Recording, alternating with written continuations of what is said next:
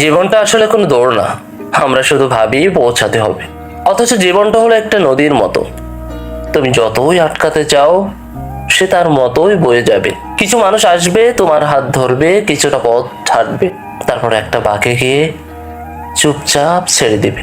দোষটা কারো না, এটাই নিয়ম। আমরা কষ্ট পাই কারণ আমরা ধরে রাখতে চাই। যে চাকরিটা চলে গেছে, যে বন্ধুটা বদলে গেছে, যে ভালোবাসাটা ফুরিয়ে গেছে, আমরা ভাবি কেনই বা হলো এমনটা আমার সাথে। উত্তরটা খুবই সহজ, কারণ কিছুই তোমার ছিল না, সবাই তোমার কাছে কিছু সময়ের জন্য এসেছিল।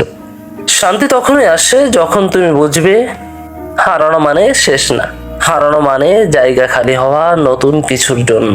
তাই আজ যদি মন খারাপ থাকে থাকুক, আজ যদি কেউ না থাকে না থাকুক, তুমি শুধু বসে বসে দেখো কিভাবে সকাল হয়, কিভাবে চা ঠান্ডা হয়, কিভাবে একটা খারাপ দিনও শেষ পর্যন্ত রাত হয়ে যায়। জীবন তোমাকে কিছু দিবে, কিছু নেবে, কিন্তু তোমাকে কখনোই খালি হাতে রাখবে না। তুমি শুধু তাড়াহুড়া করো না, যা আসার তা আসবেই, যা যাওয়ার তাকে যেতে দাও।